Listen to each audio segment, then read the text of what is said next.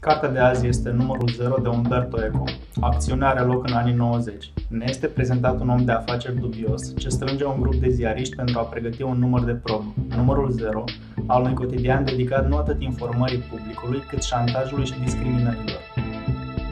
Unul dintre redactori, cu vizibile tendințe paranoice, se învârte printr-un Milano halucinant, în imaginația lui, și reconstituie istoria celor 50 de ani trecuți de la încheierea celui de-al doilea război mondial, pornind de la un plan urzit în jurul cadavrului terciuit al unui fals Mussolini.